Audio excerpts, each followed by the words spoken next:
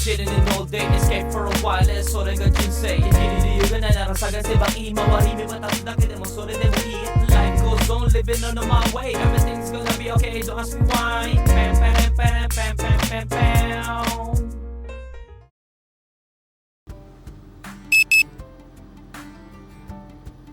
Good day, ohayo gozaimasu. Pasok po tayo. Sakit ng katawan ko. Ba't ba ako pumasok ngayon? Roro pa. Kailangan ng tao si Makmak. So yan, let's go to Daikoku. Yeah,寒いね.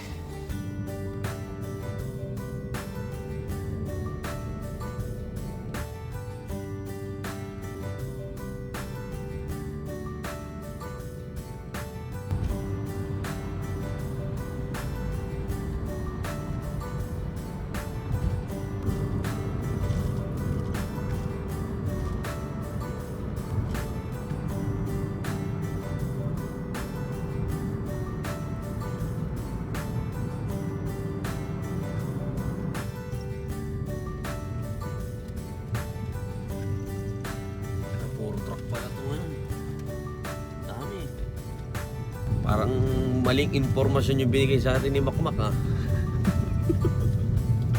Sabi nun, puro Subaru, puro truck yung nakikita. Tayo na talaga nito ni Makmak. Oh. Wala, ano to? Bago na dito, tagal ko na kasi di dumating dito. Tayo na tayo. Na ano tayo ni Makmak, ha? Magaling. Siopaw. Pilipinas.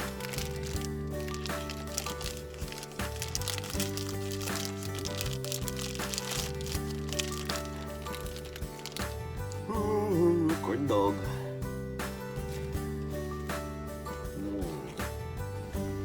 Si Kazuki talaga pasok dito ngayon.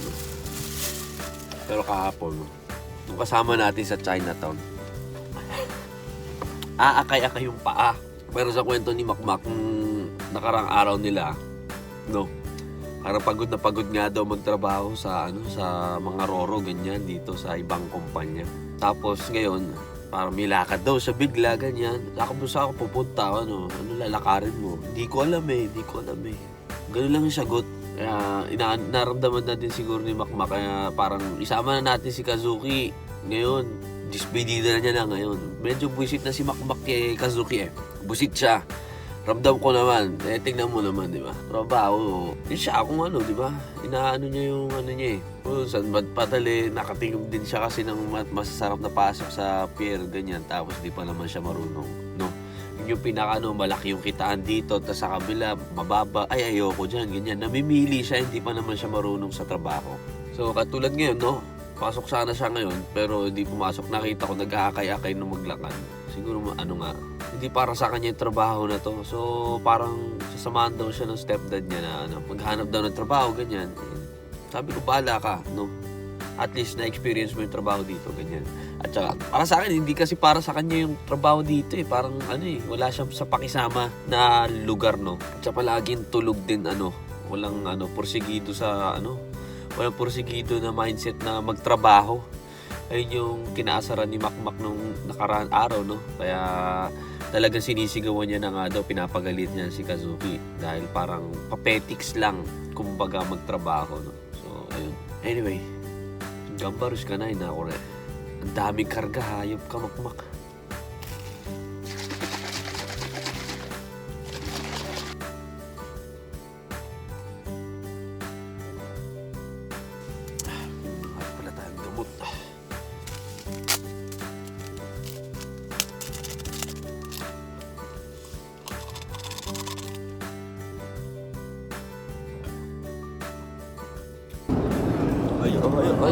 Ayun. Happy New Year.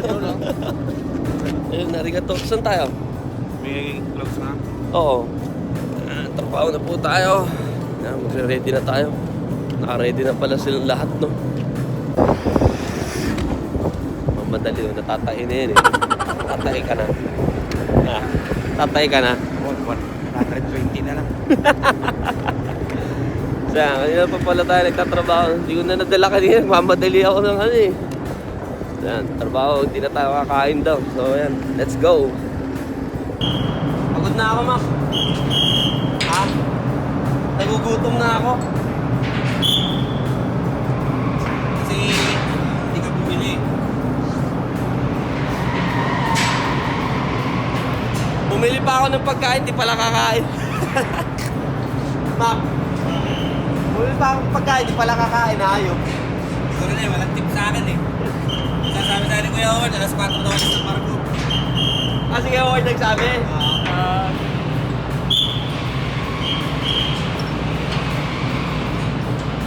Yan ang galawan. Oh. Akalain nyo bang mataba si Makmak? Ganyan galawan? Tignan nyo naman.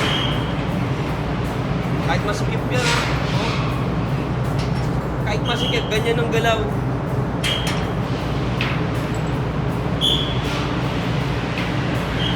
Oh, panis. Pero pag naka-video lang yan, kaya mabilis. No, Mac? Naka-video lang, kaya mabilis.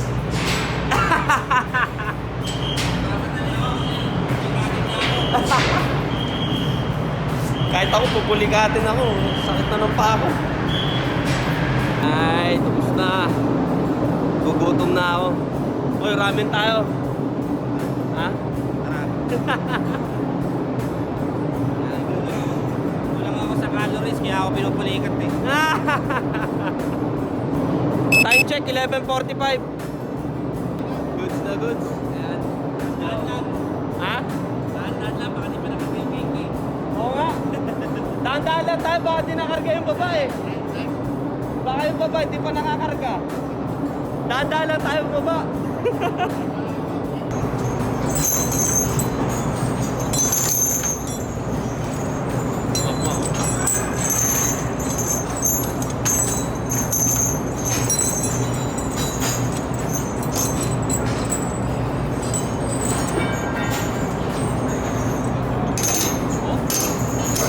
Chain yan ah.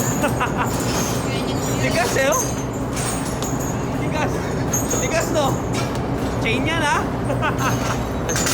Sige Howard. Iba-vlog natin si Howard. Iba-vlog natin kasi binablog siya eh.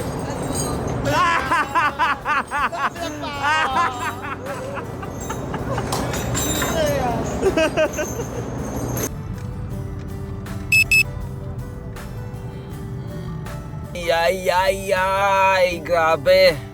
Gutom na ako. Ya. Diba? Sugoy na.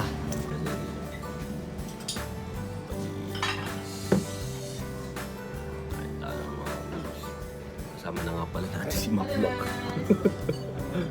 Sa Shiburi magroro. Ayun. Partida, masakit pa yung paa ko ah. 3 oras ako nag-basketball kahapon. Ako naman, nahihirapan lang ako yumuko.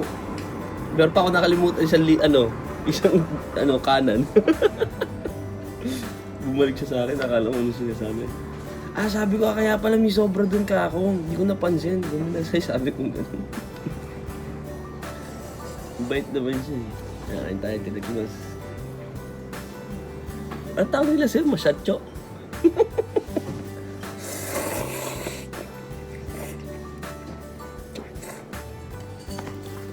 Masyadyo daw kasi makmakan. Yawi sina. First time mo na to New Year? Ano? Panalo na yung trabaho natin ngayon. Panalo pa yung kinakain natin. Ha?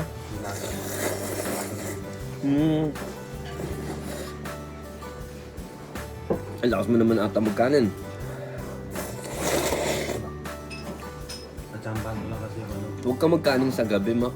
Binibita akong bagong na galing pang sa Oh, ano ang pangalan? Jade.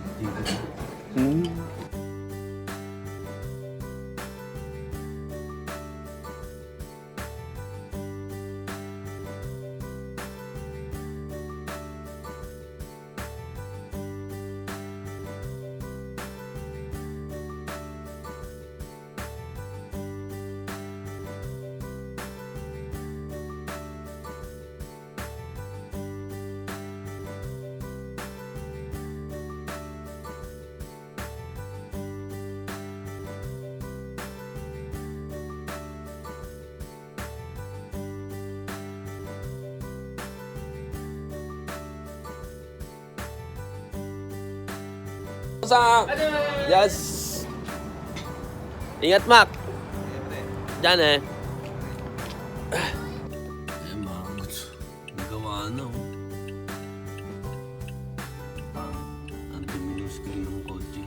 Nagawa na yung buong katay ko. Ang galing. Ang ganda, oh. Magaling!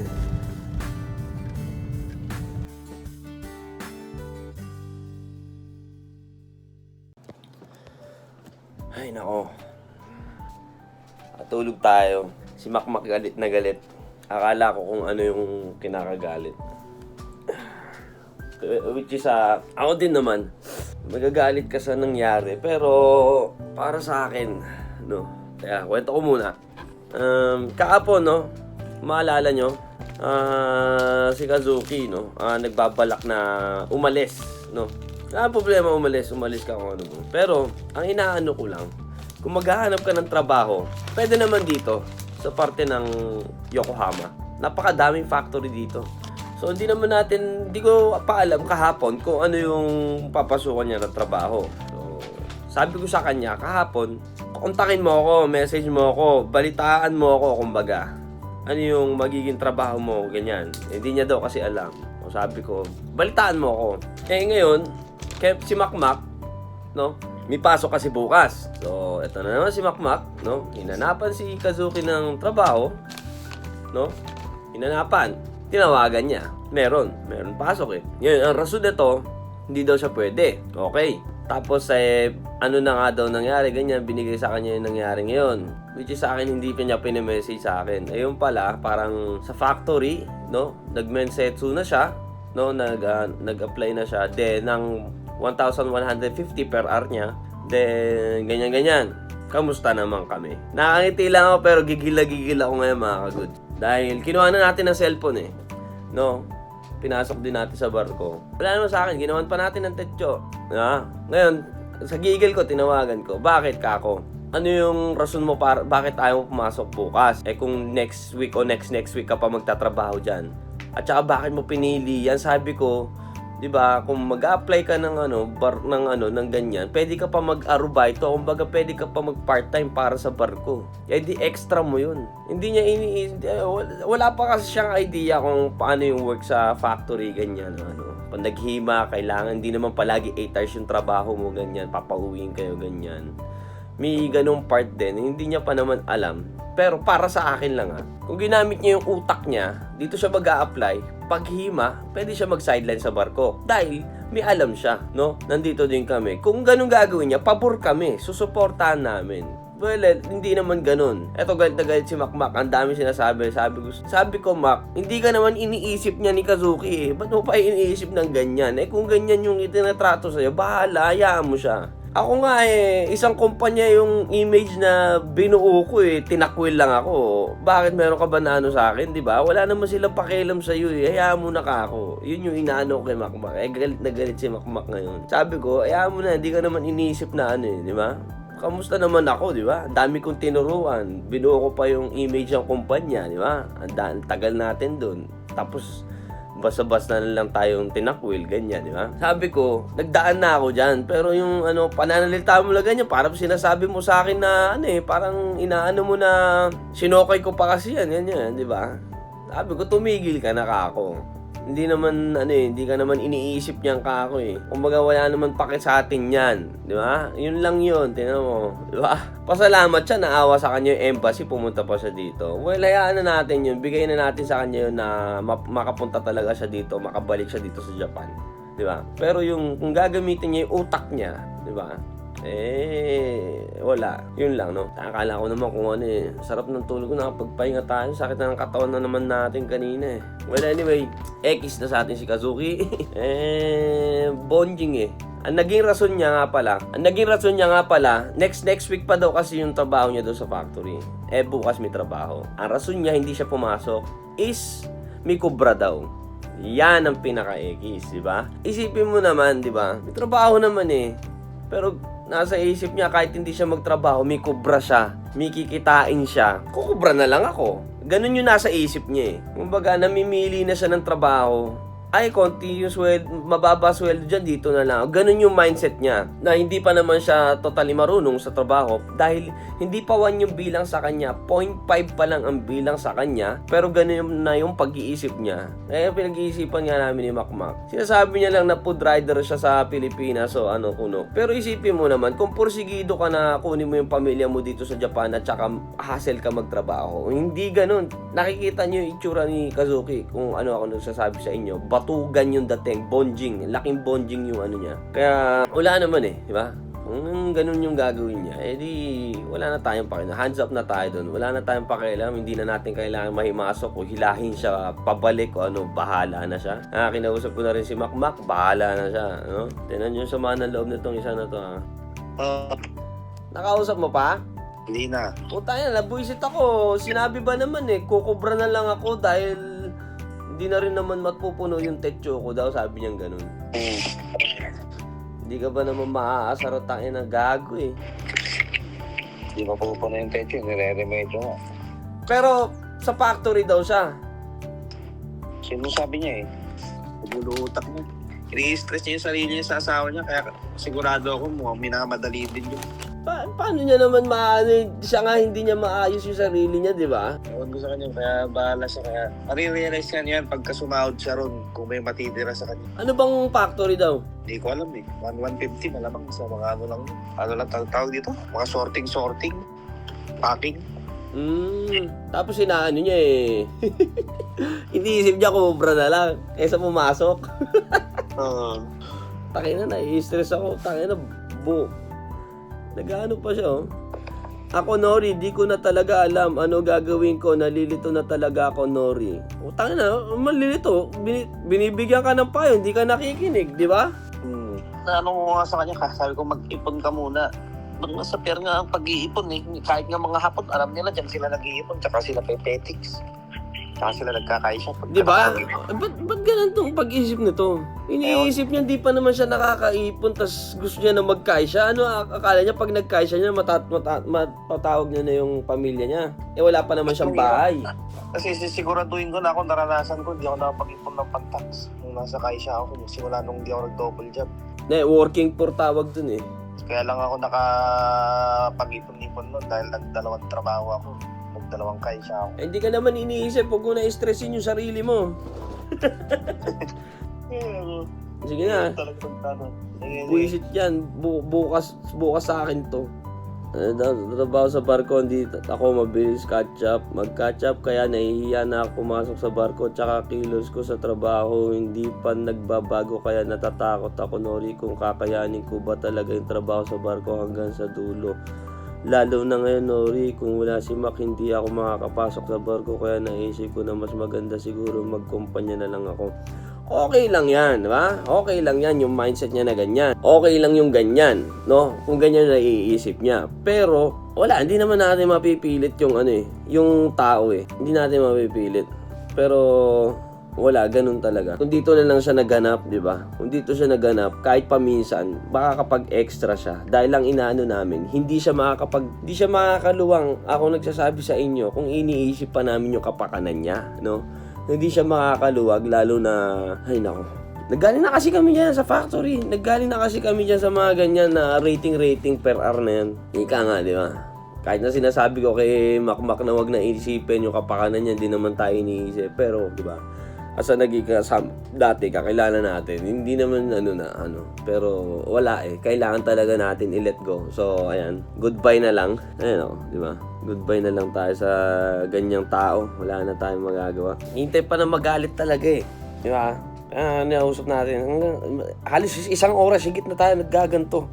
Sinabi ko kay Kazuki, naisip mo ba? Iniisip ka niya ni Makmak. Pag wala kang pasok, iniisip ka niyan. Siya, naiisip mo ba na iniisip ka niya na kailangan kang hanapan ng trabaho? Naiisip mo ba kako yun kako? Diba? Yung ganun mindset na binibigay ni Makmak, pinapayuhan siya ng maayos, tas ganyan yung gagawin niya. Kumbaga, diba? Naiintindihan natin yung part ni Kazuki na ganun, pero hindi niya man lang naisip na iba, magpursige sa trabaho, hindi naman tayo, ilang taon na yan si Kazuki, classmate ko yan, mga ka-goods. Pero yung mindset niya, 4 mag-aapat na yung anak niya, 3 ngayon yung anak niya, mag-aapat na yan. Pero ganun pa rin yung mindset niya. Alam mo na natin, hindi naman lahat ng tao magiging pareho sa kung ano yung kaya ng trabaho na ginagawa mo, dapat nagagawa niya na. Hindi naman ganun lahat. Alam ko yun, naiintindihan ko yun. Pero yung basta-basta na lang siya alis na ganyan, sabi ko sa kanya, ikaw naisip mo ba na pag wala kang pasok, iniisip ka ni Makmak? Naiisip mo ba kako yun? Kung paano mo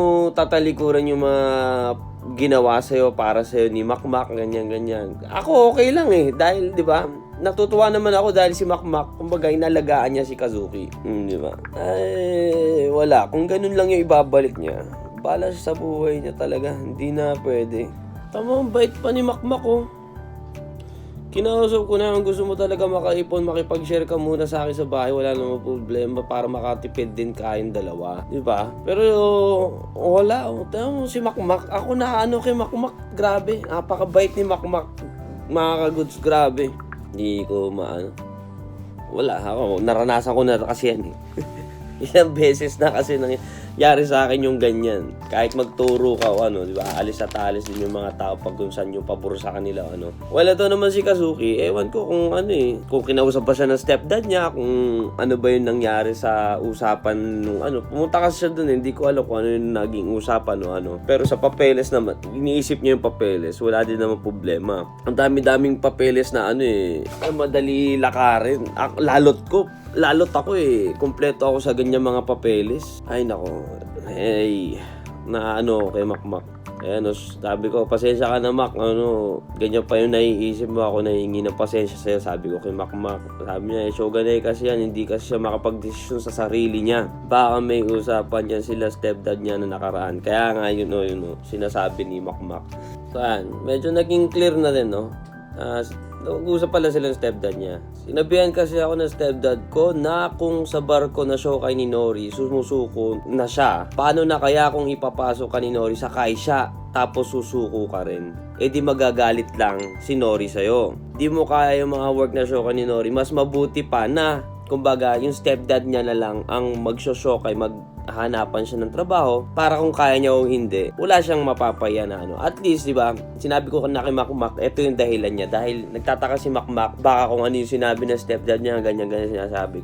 Sinabi naman sa akin ni Kazuki. At least, maayos na kung bakit o Naiintindihan ko naman, sinabi ko naman sa kanya yan, at alam nyo yan, sinabi ko sa first vlog ko yan, na kasama natin si Kazuki. Ngayon, di ba, kung kaya niya, magbarko siya, pero kung hindi niya kaya, pwede naman siya mag-transfer. Kung di ba, kung ganun na yung naisip niya, wala naman tayong magagawa. Sinabi ko kay Makmak, hindi mo mapapareho lahat ng tao, Kung sabihin mo, dapat mindset niya, ganyan-ganyan, dapat yung iniisip niya, ganito dapat para magpursige siya. Dapat may anghang siya, ganyan. May hunger ba? Para hindi ka matalo, para naiisip mo, nagagawa mo din, ganyan-ganyan. Hindi mo naman mapapareho lahat ng tao kasi, yung ganyan sa part na yan. Pero ako kasi, tinuruan ko si Makmak nung nag-container kami, nakita ko sa kanya na may fighting spirit siya na ayaw niya magpatalo sa iba. May ganun kasi siya. Kaya naintindihan ko naman na agad nung time na yun na, kaya na to. Kaya ni Makmak to. Pero kay Kazuki, wala. Ni ultimong isang patak na spirit, wala ako nakita sa kanya. Kaya, naintindihan ko naman yung part niya na to. Well, 'di ba? Kung good luck na lang sa journey niya kung may kakabuti naman yung niya Pero yung mindset niya lang talaga na nakatikim siya ng malaking sweldo dito sa pier, tapos doon na siya sa factory marirealize niya, masusuntok siya sa sa realidad na mababa yung sweldo na kumbaga, naggaling kasi kami dyan, kumbaga yan yung mga tinatawag na working poor. Trabaho ka pa rin ng trabaho pero konti lang yung natitira sa'yo. Kumbaga, naggaling na kasi kami dyan kaya mag-double work ka. Alam namin yung struggle dyan, kahit mag-obento ka na, magtipid ka na, ganyan-ganyan. Pag lalo't mag-isa ka lang, walang mangyayari. Okay lang kung marami kayo, nagtutulungan kayo, ganyan-ganyan. Pero pag ganyan lang, well, ginawa naman natin yung part natin, sabi ko kay Makmak, kaya hayaan mo na, hindi mo mapapareho lahat ng tao. Dapat yung mindset mo dyan, pag nakita mo ng ganun, hayaan mo na, at least, alam na natin kung bakit biglang ganyan, O siguro kahapon, gusto niya na sa akin sabihin, natatakot lang si Kazuki na sabihin niya sa akin ano. Dahil tinatanong ko nga si Kazuki kahapon, Kazuki, ano ba balak mo? Basta i-message mo ako, tawagan mo ako ano yung balak mo. Dahil kung ano naman yung offer niya doon, meron din naman din dito, magkaisa ka ganyan-ganyan. Napakadaming kaisa dito mga kaguds, ako nasasabi sa inyo. Pinakita ko sa kanya ngayon, napakadaming trabaho dito. Napakadami, yung pwede na pasukan lahat ni Kazuki. Eto lahat, napakadami yan, no? Pwede lahat siya dyan, mga kaguds. Ako nagsasabi sa inyo, pinakita ko sa kanya yan, lahat na yan pwede mo pasukan.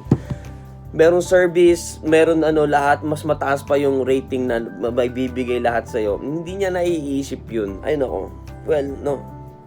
Kung ganun, at least, no, kung medyo na pressure sa amin dito sa Yokohama, ayoko din naman na, di ba? Siyempre, kung saan siya magiging masaya, doon na lang tayo. Pero, hanggang doon na lang tayo, no? So, ayan. Kung Kazuki, kung napapanood mo to, good luck ka sa buhay mo, mabuhay ka hanggang gusto mo. Well, no. Pero, ako nagsasabi sa'yo, yung tiwala na binigay namin sa'yo, tapos yung balik na ginawa mo na hindi naman sa di ba? Tignan mo si Makmak, galit na galit, o hanggang ngayon, alam niya na aalis ka niya. Alam niya na aalis ka na, pero hinanapan ka pa rin niya na part-time. Bukas, o makalawa, hinahanapan ka niya pa rin, para kahit na umalis ka, meron kang budget. Pero bukas tinanggihan mo, di ba? Iniisip ka pa ni Makmak para may budget ka. Pero ano yung sagot mo kay Makmak? Na okay lang dahil may free ticket na pagkain dun sa factory, ganyan. Pero isipin mo yung budget, di ba? Mas pinili mo na lang kumubraw, kumbaga, wala ka na dun sa part na na ewan ko, ang hirap na sabihin. Basta, di ba? Yun lang sa para sa akin. Diba? At least huminahon na rin si Makmak ngayon. Well, kung babalik ka dito sa Yokohama, huwag ka nang umasa. Okay? Paprangkahin na kita, huwag ka nang umasa. Wala ka na kaming pakialam sa'yo. No? Kung sasabihin, mag-classmate tayo, pero kung sasabihin mo na, babalik pa yung dati na, wala na, ayoko na din, no? Dahil hindi naman lahat ng bagay, no, na ganyan, madali pinasok. Diba? Ang dami nag-onegay sa akin, na gusto mo pumasok sa barko, ganyan-ganyan, pero ayoko dahil ayaw namin mag-handle ni Makmak. Pero ikaw hindi ka naging ibang tao sa amin. Pero kung maayos mo sana nasabi kay Makmak yan, hindi nagaganto si Makmak, 'di ba? Kung alam niya yung rason kung bakit ka aalis, ganyan-ganyan, 'di ba? Biglaan na lang at lalo't ako nagtiwala ako sa iyo, no?